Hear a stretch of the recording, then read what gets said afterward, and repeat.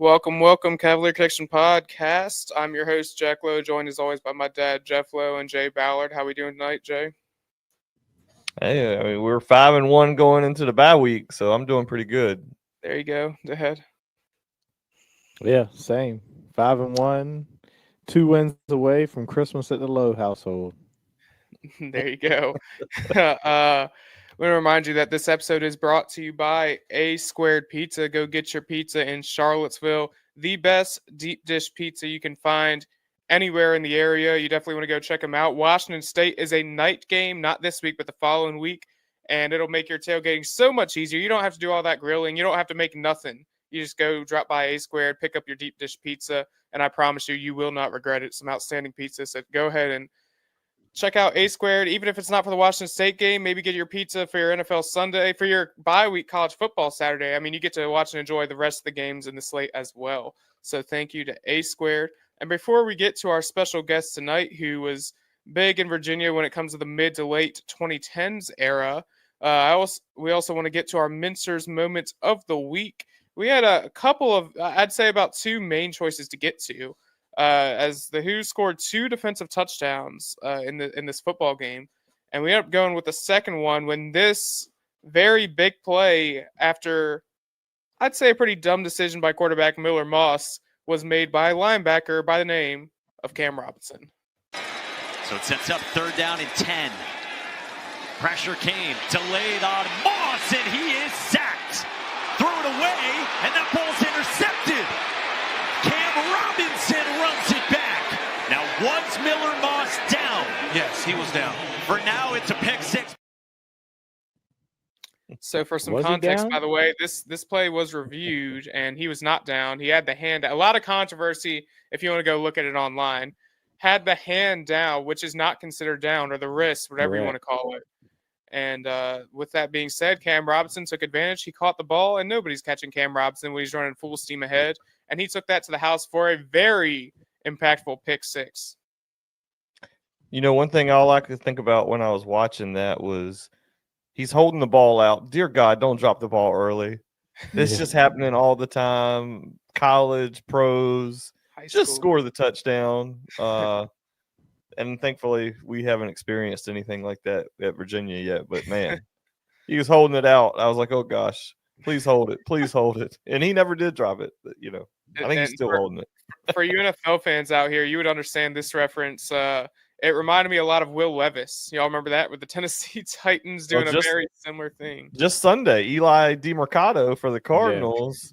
Do you know like 70% of people and I think it was 70% that were remaining in, I don't know if it was ESPN's or one of the Circa Vegas Eliminators challenges went out because of so many upsets. Wow. Yeah, and the main one was the Cardinals. That's rough. And they went out. That the touchdown would have been up 28-6 with like 9 minutes left in the game. Game's over. But yeah, not the smartest decision of the day from Miller Moss, but Cam Robinson took advantage, and it was a game-changing play. Ball hawk up here one time. Alrighty, we have our guest with us now. Our guest today is a true Cavalier legend and one of the most decorated defensive players in UVA history, Quin Blanding, a 5-star recruit out of Virginia Beach's 757 area. Quin made an immediate impact as a true freshman safety, earning ACC Defensive Rookie of the Year honors and multiple freshman All-American selections. Over his career, he became UVA's all-time leader in tackles, earning multiple All-ACC honors and cementing his place as one of the premier defensive backs in school history. After college, Quin pursued the NFL, spending time with the Commanders and the Panthers. Please welcome to the show, Quin Blanding. How you doing tonight, Quin? I'm doing good. I haven't heard some of those stats in a long time. I'm not gonna lie to you. It's been a while since I've heard any of those stats. Being in the corporate world, as everyone says now. But you know, thank you guys for having me. I love what you guys do with the show. So I thank you for having me. Sure. Thank you for coming on. you. We're glad to hear it. You were 5 stars out of the 757. What was that experience like, having that kind of attention so young? Yeah, I think it was fun. I mean, honestly, if you're looking back on it, I mean, all the talents in the 7.5, honestly, like, you know, just a lot. I always say we have the best talent no matter what anyone says. Everyone wants to compete with us, but I love where I'm from. Like 7-5 is nothing but home, and just to be embedded in that talent and be up there with that talent that came from there. It was a fun ride. I would say the least. It was definitely fun being a 5-star and just enjoying my time in high school with all my friends, my family, and just putting Virginia on the map once again, which we've already been on the map, but just continuing to do that at a higher level. And being from the 757, going to UVA was a bit unique at your time. You saw it from some recruits. Why don't you think more top players from the area chose UVA back then, and even still today? There's a lot of trouble with UVA, Virginia Tech, ODU keeping players home in the 757 or in the state. Yeah, I know for me personally, times have changed. And we can all test to that and agree to that. Times are different. Football's different as a whole. But for me, going to the University of Virginia was to build a program, build a legacy with all those guys that come from the same area that I come from. Guys we've played on the same football team in little league, playing against each other in middle school, high school, being able to really just embrace the journey together and really build a super team with all the top talent from the 7-5, or just not even the 7-5, Virginia in general. Like we even went into Richmond, Northern Virginia, like all those guys really had loyalties to really change a program. As far as now, it's hard because now you're fighting NIL. You want to, whoever wants to pay the most money, honestly. And when I was coming up, it was like, nah, I want to change a legacy. Like I want to build something and really, really impact the game at a high level. And that's what drove me to Virginia. Like, I mean, Dex was my guy. And I was so hurt when I committed. I was like, I'm about to get coached by the Dex. Like I'm going to get coached by him. Like, I didn't even know about the number at the time of like, oh, I was going to wear his number. No, like it was like I was going there because of one, Mike London did a really good job of recruiting us. And, all the players around that area, like we stuck together. Like I remember Eli Harrell recruited me, Trey recruited me, and I went to school with Henry, Trey, and all them Smoke, and like everyone's recruiting everybody. And we're like, oh yeah, let's go here and let's really change this program. Now it's more so, okay, who can pay me the money? Who can give me the most money, give me the most dollars? And it's, I mean, I know you got to adapt and, get with the program and stuff, but I think if we continue to just recruit, honestly, I know we're recruiting, but I think we just need to do more, honestly. Because I know me personally, Virginia was down there once a week at this rate, wow. Whether it was, Biscuit, whether it was Coach West, whether it was Coach London, whether it was Dex, like if those guys are there, go recruit them, go talk to them. I mean, they're 2.5 hours down the road, whether you're going into 7-5 or if you're going to Richmond, it's an hour away. There's no excuse. I don't care what's going on. Like, and it sucks to say, like, if you guys look at the coach at Syracuse, he's telling players what it is and how it is, and that's how you get players. Like all the time, money's not always a driving factor. For most, it is. But if we continue just to be persistent, keep recruiting, and over recruiting our area, we'll win those guys. It's just in due time. And unfortunately, it's sad to say, like, yeah, Virginia Tech is winning a little more in the recruiting battle, but they're also not either. Like, every state school is really not winning. I mean, JMU's winning recruits. I mean, Liberty's winning recruits, and I'm just calling a spade because I'm in those areas and I know those kids and where their hearts are, but they're going elsewhere because those people are recruiting them hard and not just giving up. And I think that's what we need to do. We need to not give up and recruit these kids. In your recruiting process, who were some of the other finalist schools, and what was the final thing that kind of made you choose, say, I'm going to be a Cavalier? Yeah, which is so funny. I get asked this all the time. And so it was basically between Ohio State and Michigan, which are two oddballs that I guess you just go, you don't really put next to each other, honestly. Right. But the driving factor really came down to one, I really already had my mind made up of where I wanted to go. Just in the simple fact is, one, I believe in loyalty. I believe in building something, and at the end of the day, like I'm from Virginia, and there's people who are at Ohio State. There's people at Michigan that are from those areas that are repping where they're from. Why not go do the same thing in the area I'm from? Like, I bleed Virginia, so it's like, why not? Why not just stay home, do what I have to do? And on top of that, like, at the end of the day, like, it's a great education. I'm going to play at a top-notch program, no matter what people think. Like, if people don't really talk about it because they think it's so far in the past, 1995 won't really that long ago. Right. No. And and we were ranked in the top 10 for years after years after years, even top 5, and it's like everyone forgets that because they only see what's happening now. Like, and it's all credit to those guys who came before me, the legacy they left. Like, I wanted to follow in that footsteps. And that's why I was like, you know what? I'm staying home. Like, and then of course, like, I have all my brothers that I played against, I played with. Is like, there's no better place than Virginia at this moment to go, stay home, and just, one, your family's down the street. All my family can get to my games. It's a 2.5 hour drive. They can get up and go back down the same day if they want, get a hotel, whatever. It didn't matter. It's like, that's what meant more to me, to really build a legacy. And I'm glad I got to, because I definitely left a very big impact at the University of Virginia. Sure. Oh yeah, absolutely. Yeah. You know, it's funny. We interviewed Wally Rayner just the other day, Yeah. and you look at his linebacking core, just the linebacking core. It was Wally Rayner, Jamie Sharper, Yeah. and James Barrier. You know, that's probably, I don't know, combined like close to 30 NFL seasons, and that's just the Literally. linebackers. You know, you get Rondé and Tiki on those teams. I mean, people forget, like you say, the legacy. But Nah, yeah.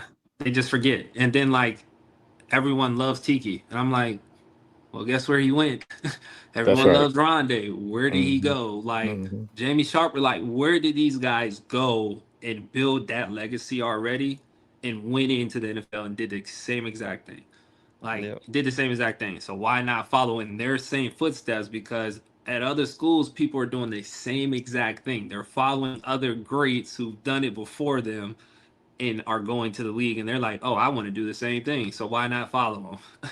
Yep, exactly. So you played for Mike London for your first 2 years.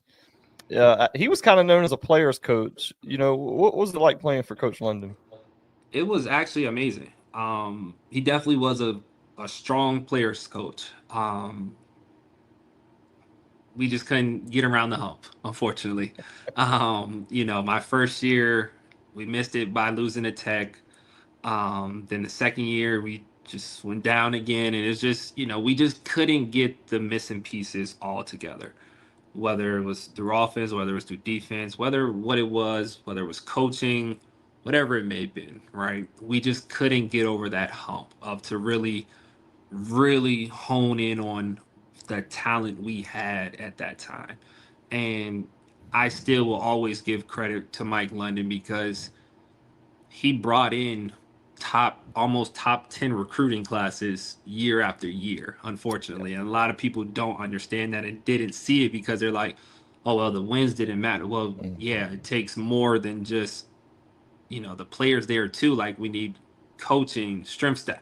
Like, everything has to be aligned to win. Like, if you look at all the successful, like, programs, every phase one, we just didn't have that at the time. We didn't know how to use all our pieces all at once. And, you know, I wouldn't change it for a thing, whether if Mike London was there or not.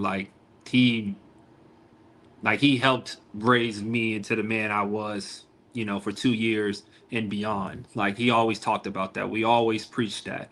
And, you know, I still, every time I see him, I still give him a hug, shake his hand, like, show him the respect, because of what he was able to do with my life for those 2 years, and then beyond that as well. So he was definitely a player's coach. We just couldn't get the pieces rolling, unfortunately. Unfortunately. You know, it's funny. There was a lot of stuff that I didn't realize until I saw the podcast that Carla Williams has. Mhm. and they talked about how really like behind the times UVA was with like the football facilities, the staffing, like, and now you look back and you think, well, Mike London had all these guys like yourself, talented as could be, Yeah. but and then you begin to understand, well, they had 5 more coaches than we do, and they had a football weight room just for football, whereas you guys were sharing with the the other sports, and all those things make a huge difference that I think now we're catching up and you see the results on the field. Yeah. I think we're catching up, but I also think too it's like I said, times are changing. A Yeah. lot of us in a sense came from that type of environment already. So we were building something from mud that we've already built in our hometowns, and now we're taking it to the University of Virginia. Now, if you look at the guys like in the 90s, they didn't have nothing either, but they were winning at all phases. And that's the key thing I think a lot of people just don't look at. Like, yes, we had the talent, but we weren't just utilizing the talent the right way that we needed to at that time with the coaching staff, everything around us, the resources around us. But at the end of the day, it's just, hey, you go out there, they wear the same shoulder pads, they wear the same helmet, it's the same football being thrown, and if you don't come to play, you're gonna lose, and that's the bottom line. And we had that mentality, like where a lot of us come from the 7-5 or Richmond or Northern Virginia. It's like, oh no, ain't nobody just gonna come here and just beat up on us. Like that's just not how we were. And of course, like we had people on the ropes all games. Yeah. There's only a few games I can count on my hand where they just completely beat us bad. And I'm like, you know what? That was a complete blowout. I tip my hat to them, but everybody else, they had to fight.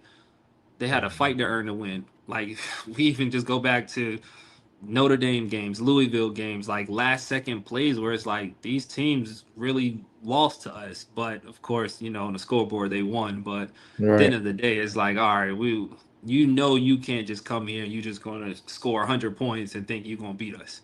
Like that's not happening. But we just didn't have all the pieces together, and started turning around as time went on.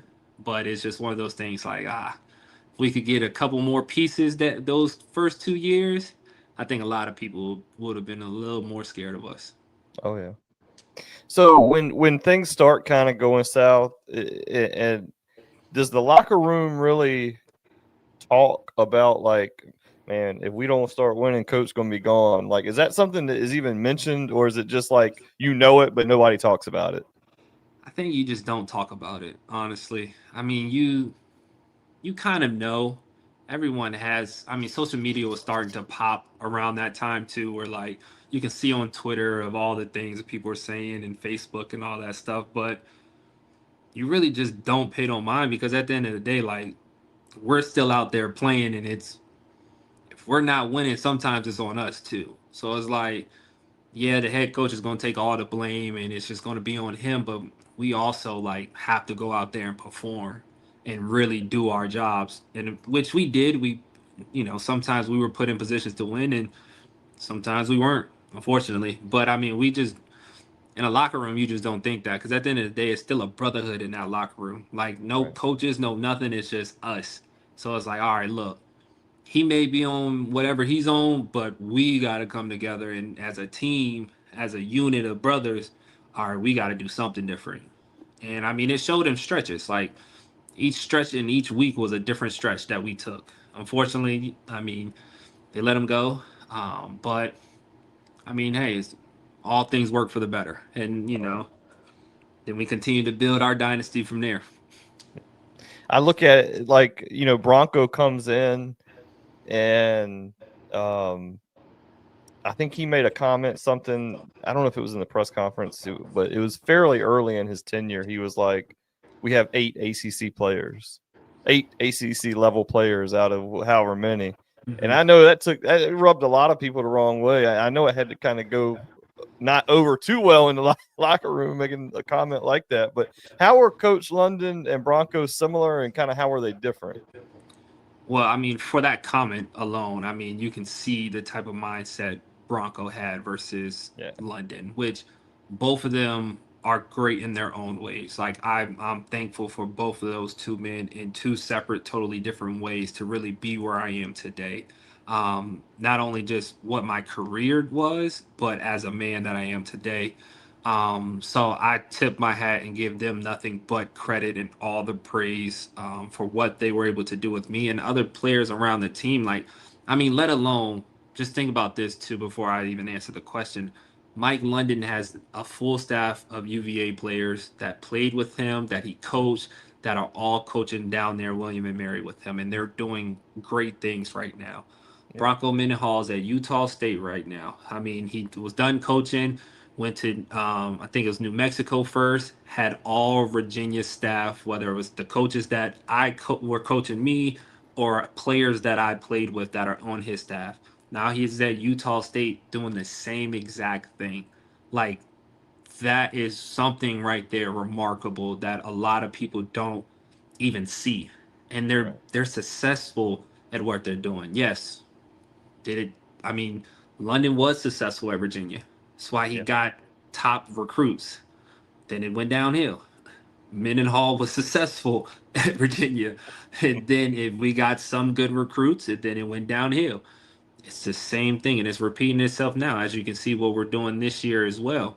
But I would just say, as far as coaching styles, like you said, London was more of like, he was just a player's coach. He was like the good coach that just was always good and just understanding and okay, we're gonna get it done, and it's still hard work, but it's gonna get done, and we're gonna prep you, talk you through it. Cool. Mendenhall is, if you don't do it, you're gonna find out consequences. And it just was like one of those things like, do you want to do the consequences or you don't? And that's why like they're two separate people for their reasons and two different coaching styles. And I loved both of them because one, I understand where London was coming from, but we also policed ourselves.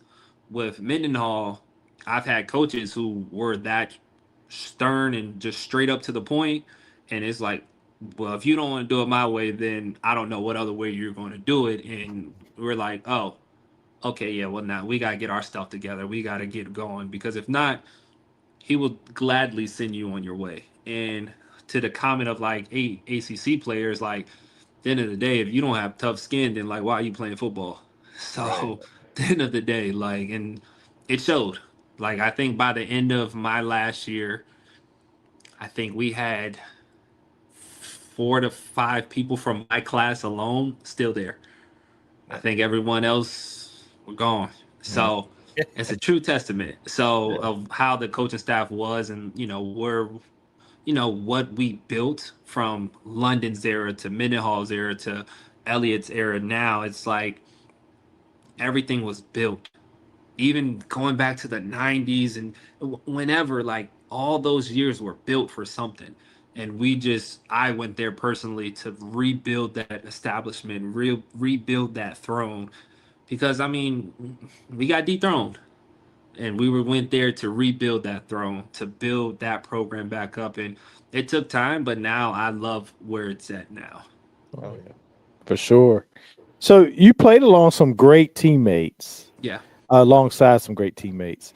So we're going to name a few guys. If you could give us a word to describe them and maybe a little short story or memory. You've already talked about some of these guys, but first one, Micah Kaiser. Whew. Dynamic duo. I'll say that. That guy right there, like, I check up on him all the time too, and like, that's nothing but a brother to me, honestly. And I remember like once Henry left and Dede left, I remember Mike was like, we got to get this done. And I remember we first practiced, we started talking together, and it just clicked naturally. Like, it just was such a natural fit. And like, he knew I had his back at all times, and I knew he had mine. And like, that guy right there, like, I'd do anything for Micah, because I will go into any war, whatever. We could go to the grocery store and see who can shop the fastest between whoever, and we can win any turn. If he said, hey, come play cornhole with me in a turn, I'm going wherever he needs me. That's definitely my guy right there for sure. All right, how about Taquan Mizell? Oh man, that blood does not make us any closer. Me and Smoke basically grew up together, and that's really my brother. From the time we were little to now, like just being able to still train with him, talk with him, laugh with him, joke with him, and we go on vacations together. Like that right there, like blood doesn't make us any stronger. And that he might be the funniest person I know, but I know some other funnier people. But I mean, that guy right there, I have nothing but love for. And when I say he's the most amazing, genuine person that I know, it's unbelievable. What you really see like day to day is what you get all the time from him. So that's really my brother. Boy, he could run too. He can. He can definitely run. And I used to have to tackle him in high school practice. And I tell him like, hey, I'm gonna get you now. Don't worry about that. Everybody else can't get you, but I know how to get you. Don't worry. How about Juan Thornhill? Oh, Juan. That's that's like my baby big brother. I'll say that. My baby big brother. That guy right there is by far one of the most talented, most athletic person like I've met before. The way he just can run, jump, do all the things. He's smart, just not even on the field, but off the field too. I think, coming from a little town where he came from in Alta Vista, you just don't see that. Like he's a rare breed, and what he's doing on the field still at a high level. Like I'm just so proud and thankful I got to play with him. And I have nothing but love and just genuine like respect for him because he was definitely one of those dudes, and he's still one of those dudes. And I remember I remember when they messed him up in camp one time when he was like, all right, you're gonna play safety. Then his next year he went to corner. And he was like, I don't know what I'm doing out here. I said, listen, just play that man and don't worry about nothing else. He said, okay. And it just became the most shut down corner you have ever seen. And he didn't even play corner. He was a safety his whole time. He loved safety, but I told him, hey, go learn corner. You can do it. Don't worry about nothing else in the back end. He said, okay, and was a stud corner, then end up moving back to safety and is now just so successful. I'm so happy for his success, and just seeing it, like I'm glad I got to play next to him. This next one, he was a Washington favorite last year as well. Alameda Zacchaeus. Oh man. I knew this, so that's why I said Smoke is definitely one of the funniest people I know. But Olamide Zacchaeus, I will say he's definitely by far one of the other funniest people I know. Just a genuine person when it just comes to on and off the field. And when I say he's the most hardworking person you will ever see, he works hard. He works his tail off, and he wants to be the best. And you see it every day. And I know there's a little clip of him like jumping over everyone and falling on when he does touchdown celebrations.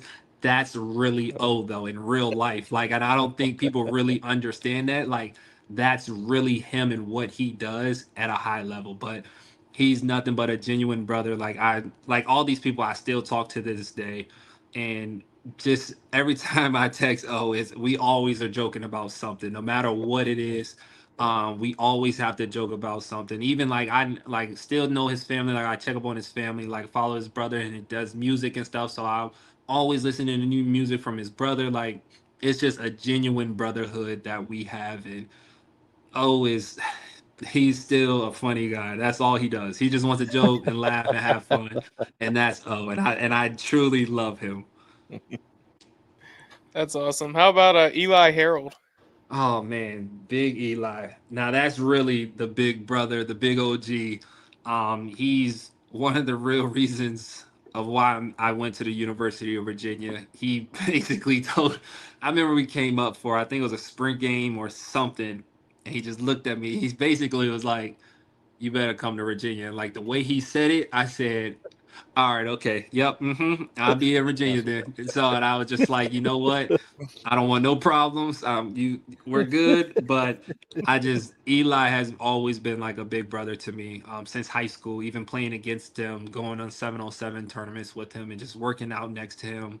He's always been like a big brother to me, who's always pushed me, motivated me to be the best version of myself. And even to this day, like just checking in with him, still motivating, still pushing people to still be the best versions of themselves, no matter what it is. And so I have nothing but love and just respect for Eli.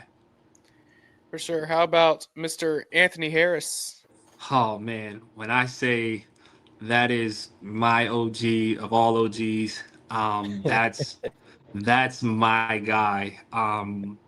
Just I'm so thankful for that man right there, because when I thought I was coming to the University of Virginia, I knew who Ant Harris was because I already seen him have about 8 picks in one season, and I was like, yeah, I want to be like that. And then on two, I'm about to play next to him and be coached by Anthony Poindexter, and I'm like, I can't lose coming to the University of Virginia. And after I found out, once I committed that Dex was leaving, like it broke my heart. But I still had Ant because he wasn't leaving. So I said, okay, I'm still got one of the two things right here. Um, but when I first got to college, and a lot of people don't know this, I got to the University of Virginia. It was in the summertime. I got there a little early. We used to sit and watch film for hours before camp even started, just me and him, going over all the calls, learning cover four, talking me through his process, showing me how he played the game, showing me how he broke down and distance, reading offensive coordinators. He was showing me what a vet will show a rookie. And I did nothing but follow his lead, follow his wing, like through it all. And when I say like I became a true football player, is when I sat down with him in the McHugh Center upstairs on our defensive side, and we were going through film, just me and him for hours. And I'm forever grateful for that man. And I wouldn't be half of the player I am. Yes, I was talented. I knew how to do these things just because of who I was and what I built down in Virginia, and by the coaches, that coached me. But that guy really helped me elevate my game and take me to another level. And it's been nothing but love and respect for that guy. And I loved his career. I love when I was in Washington, Carolina. I'm talking with all the other players. I'm like, hey, y'all see what Ant did? Hey, I'm talking to the other safeties, like, and I love Trey Boston. Like, he went to Carolina, and he's definitely a mentor of mine, an OG of mine too. And I'm always like, hey, my boy got another one. What you gonna do this week? Like, I'm having a good time because that was my guy. Like I have nothing but respect for that man, and I wouldn't be half of the player I was without that man. For sure. How about this one who's now a social media phenomenon, and he's also one of those ball knowers, if you will. Got a taste of the NFL, quarterback Kurt Benkert. Listen, I genuinely love Kurt Benkert. Like, I don't care what no one says. Like, I wish I had 4 years with Kurt. Like, I wish I had 4 years with him at the University of Virginia, because one, I think we would have won a lot more with him at quarterback. Um, but I had 2 years with him and it was fun. But when I say he is the most genuine, smartest people ever, he understands business at a high level, and you can see what he's doing now. It's phenomenal, and he was probably already planning half of this stuff while he was playing, doing all what he does. Like, before, like, a lot of people were onto like the streaming and the gaming and stuff. He was at that peak with all of them at one point. A lot of people don't know that. Yeah, Like, he was was. he was playing peak streaming with like Ninja and Fortnite and all those players. Like, he was a pioneer in a lot of things. And what he's doing now, having those footballs like being shipped out and being in stores now, like, I congratulate him. I'm going to order one myself just because, like, I don't even know where I'm gonna throw the ball, but I just want it because I want to support. I want to support him because I know how much it took for him to do that and really embrace that journey. Because life after football, it sucks for some of us. Like, it's not easy for the faint of heart. But he was able to put himself in a good position where he is now. And when I say him, his wife, his daughter, like, I just love seeing them. Like, I just love seeing them. I love just watching him talk about his business. And when you say he's one of the smartest football gurus ever, like I watch his, I don't even play Madden, but I suck at sports games. Any sports games I suck at. I can't play it. I'm just not good at it. I don't know why. I just never played sports games. So if y'all ever want to bet me a sports game, don't do it. But I will watch his videos to be like, wow, like he's really breaking this stuff down, like he's really playing the game. And I'm like, wow, like he's different when it comes to the gaming, but he also did it in real life, so I understand. But nothing but great things about him too, and I'm glad I was able to be a teammate of his. For sure. Sticking with the backfield, Jordan Ellis. The workhorse. When I say that guy right there was the workhorse of all workhorses, it was impressive. The the attitude, the the grit, the determination, like he did all that and maybe said 5 words out of our 4 years of being there. And I never even questioned him to say another word because I knew who he was. I knew what he was about. I will go in the backfield and block for him anytime if he ever needed me to.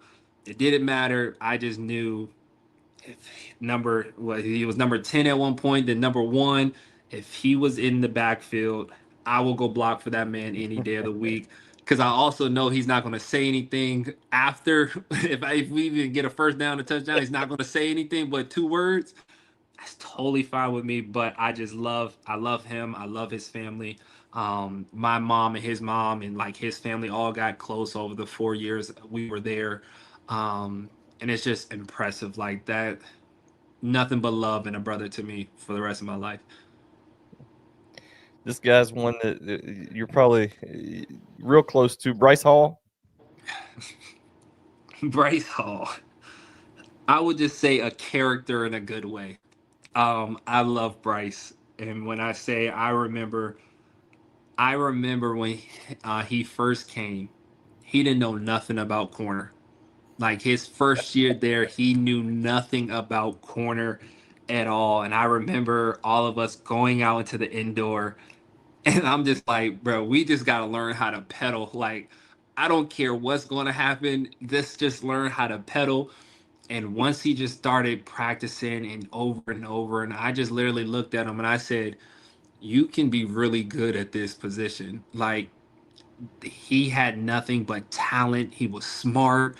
Like it was just impressive to watch him grow and just to watch him over the years and see where he is now. It's like, one of them big brothers like, wow, like you just watching your little brother grow up and you just like, I'm proud of him. And it's just so impressive to see him do what he does now. And when I say he's a character in such an amazing way, and I have nothing but love and respect for that guy.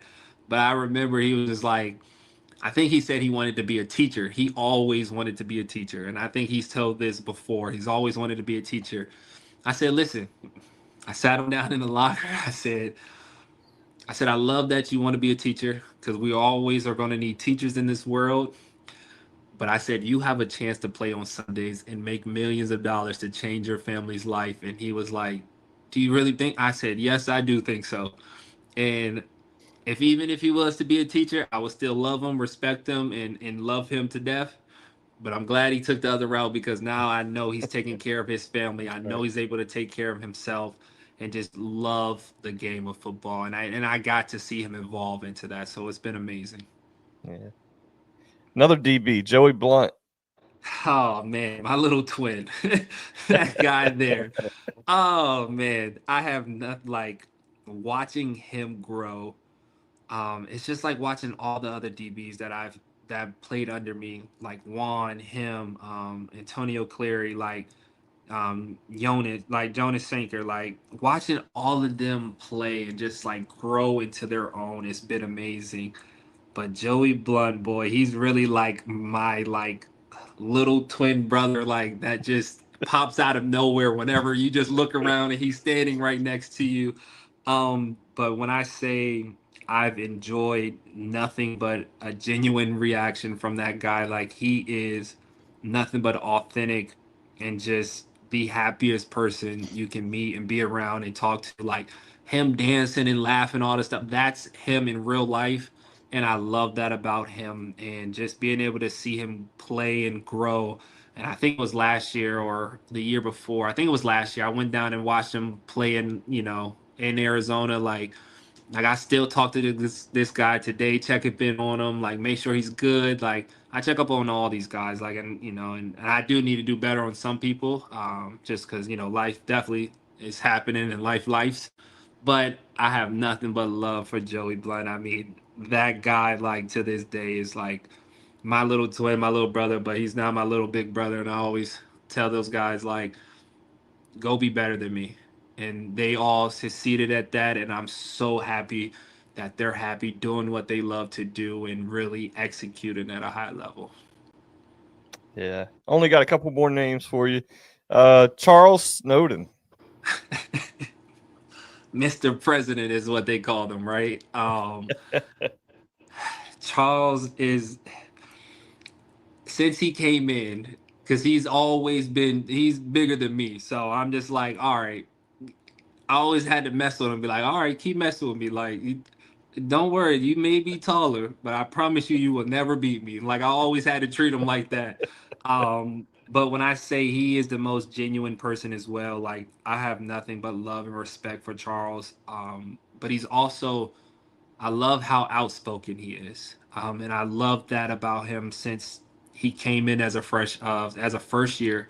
He was always outspoken. He was always trying to, make sure he was putting on his best show, no matter if it was in practice, no matter in the locker room, no matter out in the game. Like, he wanted to earn respect, and he earned my respect the first week he got there, and showing up as the first year showed up because he came in under Mendenhall, and it was tough. But he earned my respect by showing one of what he could do on the field, but also just being a genuine, tall, like, giant, but was the most charismatic, just laughing, happiest person you will ever meet. And I love him to this day. And I always tell him, like, keep being outspoken, and keep voicing your opinion and keep standing up for what you believe in. And that's why he got the nickname Mr. President. So that's who he is. And I love that about him. And I never want him to stop ever. Yeah. All right. Last name, Joe Reed. So Joe has me and Joe have this little thing.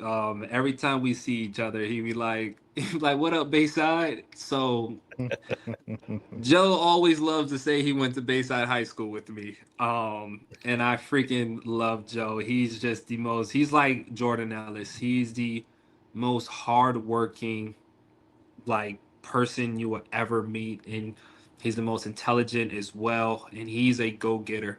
But he's so caring and so just a, a genuine person. Every time you speak to him, every time you see him, it's nothing but love and respect for one another. And every time we joke, we like, man, remember we used to go to class in Bayside together? And I'm like, yeah, like, I remember we had that one teacher, we didn't even go to class together, didn't even go to school together.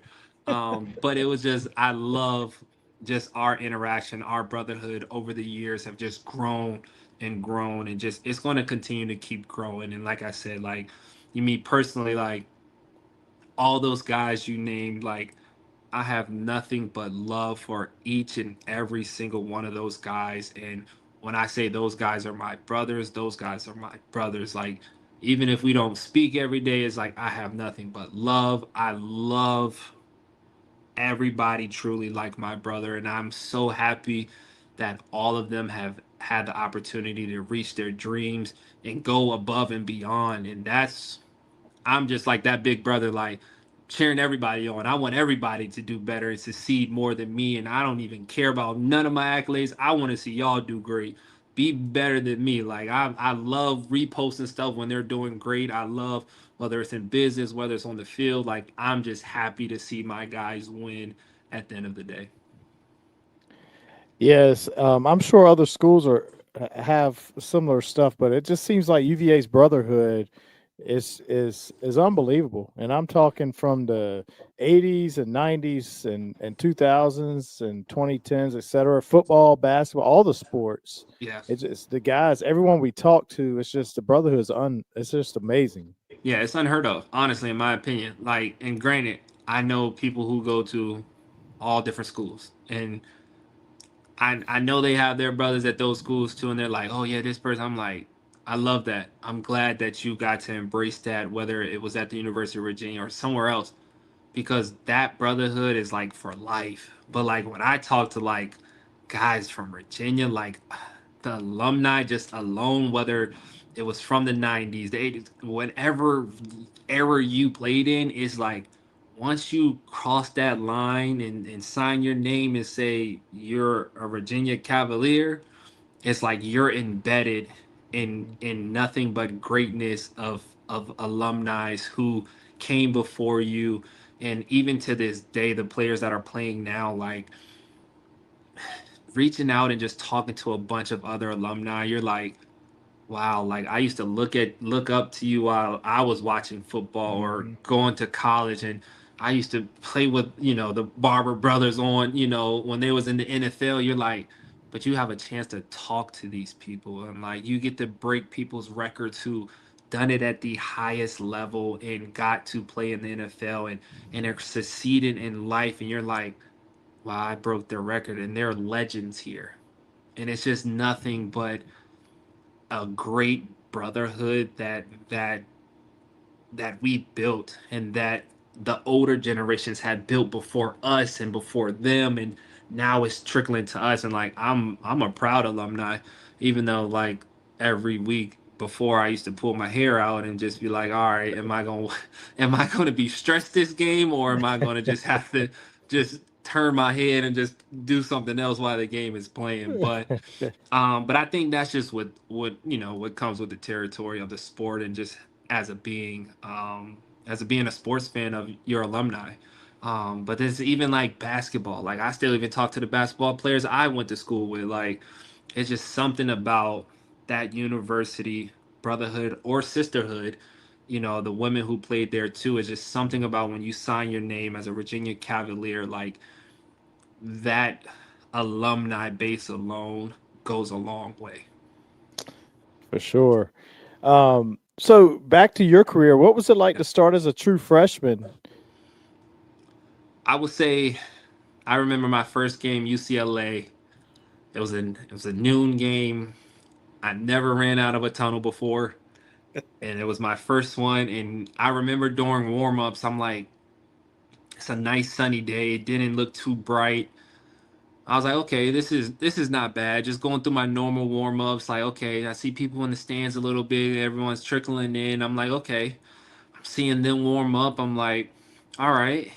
And then I know like, the quarterbacks on the Heisman watch this year, and I'm like, all right, here we go. I don't know what's going to happen, but I remember running out that tunnel for the first time ever in my life, and I promise you, it got brighter.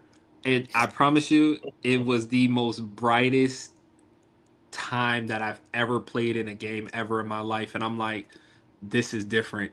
But starting as a freshman, that guy next to me, number 8, is really, really why I had a successful freshman year, or first year, being at the University of Virginia. And like he held my hand some, but he also said, "Nah, like you got to find your reins."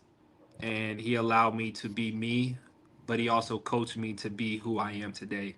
Not only him, I had all my corners. I had Trey Nicholson, Reese. I had Phelps was over there. I had Hosky was over there. I had Tim that was over there. Um, if I'm missing somebody, I'm sorry, but those are my corners. I've had all those guys that were on my corners over there. Then if I look at my linebackers, I had Henry Coley and I had Day Day. Like those two alone, good my. I even went to my D line. I had Max, I had Eli, I had Dean, I had Dante, I had Quanti, I had Mike Moore, Drew, Peace. Am I missing somebody? My D line alone like allowed me to be who I was. Like my D line versus anybody's O line, I'm taking my D line every single time. Like those workhorses up there were crazy. Then I moved to my linebackers. You're not outsmarting them. You go to my corners, we had nothing but studs at corner. Then we go to safety. I had the best safety in college football playing next to. So like it made my job as a freshman starting so much easier than a lot of people think. But it was also kind of hard too because you're also a 5-star. You're also trying to, live up to the name. But it's also like I had all that help around me. I had Lance from Richmond. Dede and Henry are from the 7-5. I went to high school with Henry. I played my freshman year football in high school with Henry Coley. Dede's from Phoebus. I went to high school with Trey. Played my first year with Trey. Reese and Tim, they're from Richmond. They went to the same school. Hosky, I think he's from Northern. Hosky, sorry, I don't remember where you're from. Phelps, I don't remember where you're from. But I have all those guys. Then we go to a D line. Like those guys made my life easier. Like we're all from Virginia. Most of us that all played on that defense were from Virginia, and it made my life so much easier. And I'm so thankful for every single one of them because it made my first year just allow me to be free and literally be who I am as a player and allow me to grow as a player. And it just kept going. Yeah. So, looking back, do you have a favorite game at UVA that stands out above the rest? It's a lot, honestly. It's a lot. It's just so many. I think what my first year, I think what Louisville was number 16 in the country or something like that, and we beat them. Like I being a part of that year was like the most amazing feeling ever.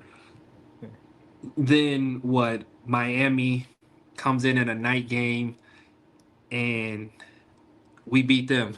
Like caught another pick like that. I think that was pick number 3 or 4 or something that year for me. Like having a good year. I think Pitt when we brought out the chrome helmets or the carbon helmets that game. It was a night game. That game was fun. I remember it's so crazy because I felt like I didn't knock out the ball as they did against Florida State in that 95 game. But it was a goal line stance with James Conner. And if we go back and play it side by side, it kind of looks the same as that play from Florida State. And like I'm standing over James Conner, like, no, they didn't score because they really didn't score. Like it looked like it happened the same exact way. Like somebody hit him first, and then like Dex came in and finished them all. Then I came in and finished James Conner off. It was just like happened simultaneously. And it was just a great feeling and just like winning that game as a night game. Then I remember was it my second year? I think it was Halloween, Georgia Tech game, like sealing the deal with that, incomplete pass that I stopped. Um, then even going to my senior year, um, just when we beat Georgia Tech to go bowling, like to be bowl eligible, like that might have been I'd say that would have been like the most highlight game for me because that was the game that really solidified our years. Like, okay, we're building this thing for real now, and it's really in motion. But all the games I played in and just all have memories to me. Um, and what's crazy is I don't even know what game I broke the record in. That's like a true fact. I don't even know what game that was that I broke the record in. Like, I don't even know what game solidified that, but I just remember certain moments from certain games that really did that, and just that bowl game versus Georgia Tech, winning that, well, not the bowl game, but winning that game to be bowl eligible. Like, that whole season was just like one to remember, because I remember we are like, all right, we're 3, okay, we're at 4. Okay, hold on. We're at 5, and I remember UNC pitcher with Mendenhall. And I'm like, that's 5, like, because people didn't believe in us, and we just needed one more. And that game was Georgia Tech, and like going 6-6 that season, like, was the most liberating thing ever. And it's like, we did it. We're going to a bowl game at this rate. I don't even. I know it's a military bowl. It didn't even matter. It's just we're going to a bowl game, and that's was like, I will always remember that game for sure. Like, going, stopping them, winning.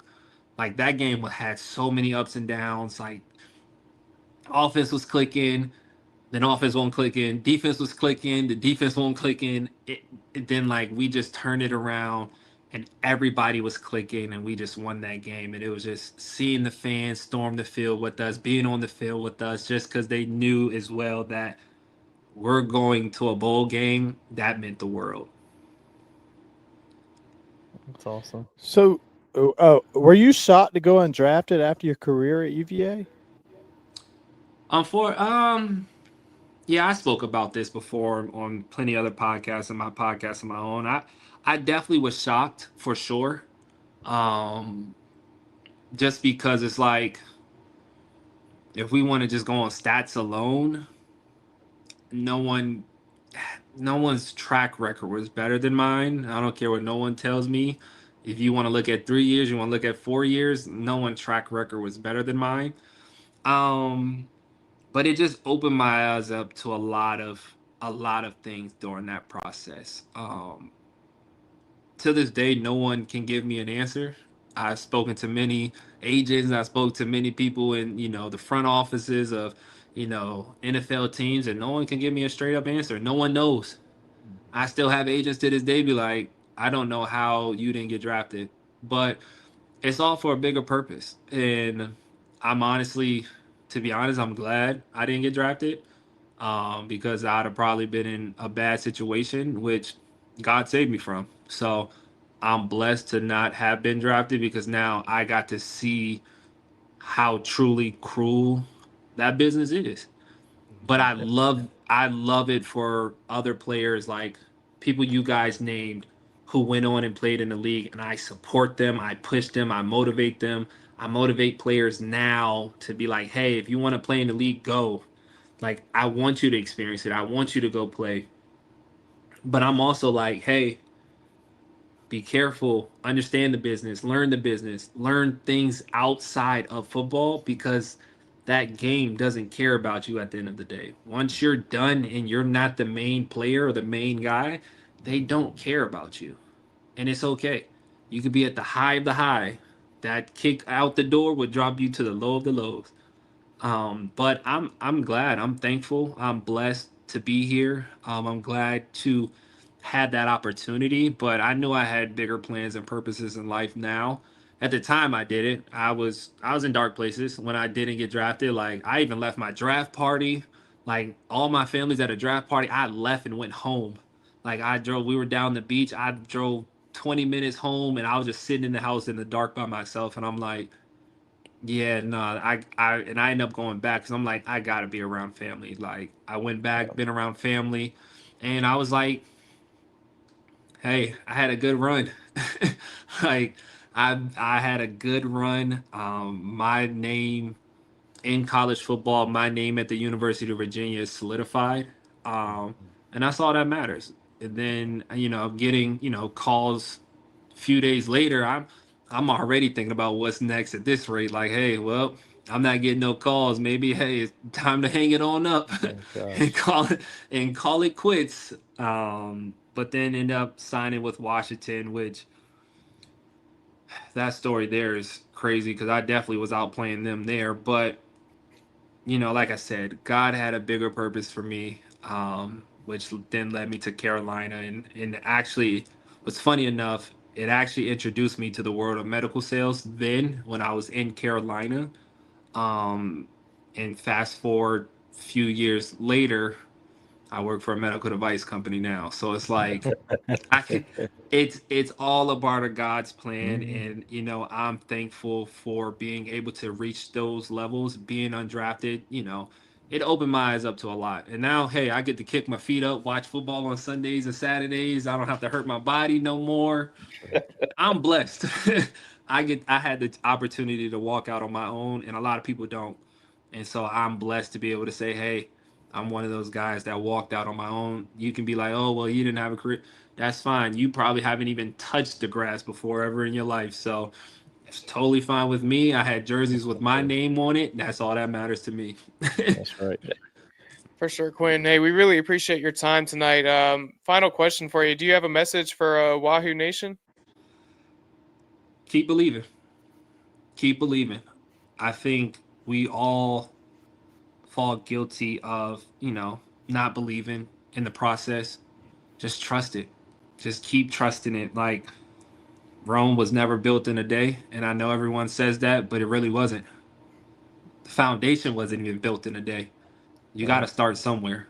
You have to start somewhere. We have to keep believing, and we just have to keep showing up. At the end of the day, like winning or losing, we have to show up because I know how hard those guys are working. I was one of those guys working, and I think that's just for all levels of Wahoo Nation, whether that's football, that's baseball, that's soccer, that's volleyball, that's women's basketball, that's women's sports. It doesn't matter. Show up because I know how hard those kids are working. I know how hard those coaches are grinding each and every week to perform and put on a good show. So everybody show up and show out because you see when we show up and show out, even us storming the field has been talked about more than any other team storming the field ever in history. Like that thing had everybody talking about the University of Virginia, and it shows week in and week out, not only in football, but it shows in basketball, it shows in soccer, it shows in baseball. Like it's even showing in softball, showing in women's basketball. Like it's volleyball, lacrosse, whatever you want to name it. Virginia's on the map now, and we have to show up and show out for these kids because they work their tails off, and we have to show them we support them, we're here for them, and it's changing. Like Virginia's on the map, we're going to keep being on the map, and we're just going to keep going through this season. We're going to win out this season. We're going to play some good football, and we're going to do what we do best. And then all the other sports, I know your time is coming. I know everyone's about to be in season in other sports. It's time to show up for them too, because I know as an alumni, I know as a football player, I love seeing everybody at the games. Now we have to show them at their games too at the end of the day. And I love Wahoo Sports. I love Virginia football. I love what we're doing. We just got to keep believing, keep trusting the process, and all things will happen. Yes, sir. Wahoo wah. I'm ready to hop in the car and drive to Charlottesville. That's right. Yes. I hope Coach Elliott keeps you around. Like I hope he keeps you in touch with these guys and leans in on you and other other big time alumni that have made such an impact on the program. So yeah, and I think we do a good job with that. Like I said, like we have a crazy alumni program right now, an alumni foundation that's been so strong these past couple years, and it's the reason why I'm where I am today is because of this alumni foundation.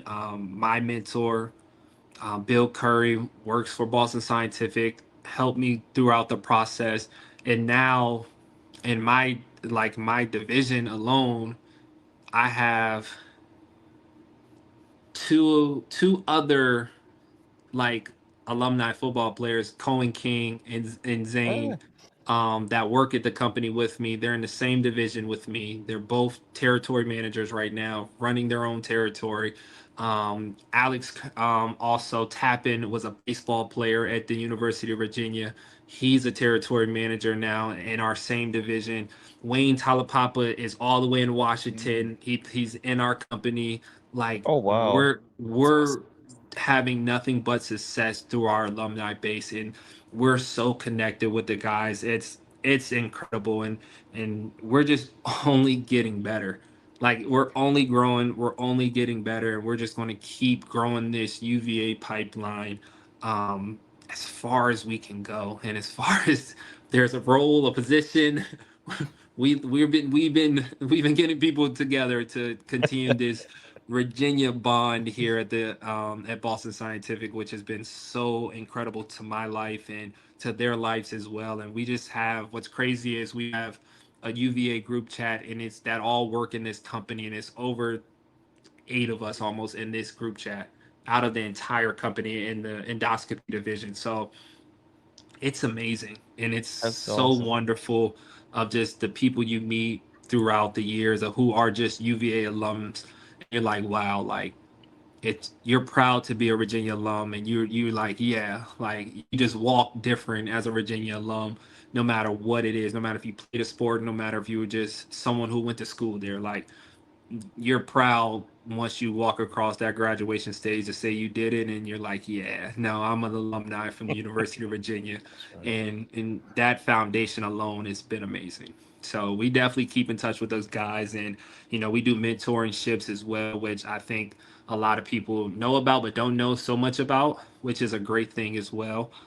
So we're definitely connected. I know it's more connected than they were when I was there, but I definitely always stayed in touch with my alumni, because it was like, no, I want to know how you were successful. I want to know why you were good. Like, take me under your wing, and I'm going to learn from you guys. So all my OGs, they know who they are. Hawk, T-Cov, like, you guys are my guys for life. They took me under their wing, and they said, yeah, no, I got you. And I said, bet. I talk to those guys still to this day. I would text them right now. They'll probably text me back right now, call me at this second. I'd be like, hey, thank you. That's incredible. Yes. That's incredible. That's awesome stuff, Quinn. We really appreciate your time tonight, and appreciate you. Have a good night. Yes, absolutely. Thank you so much. guys.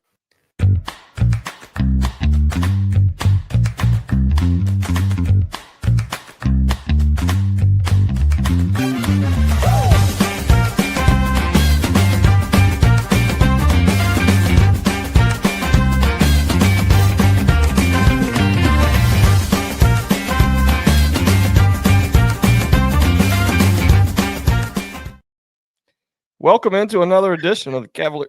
Oh, it's not. We want to once again thank Quin Blanding for coming in tonight.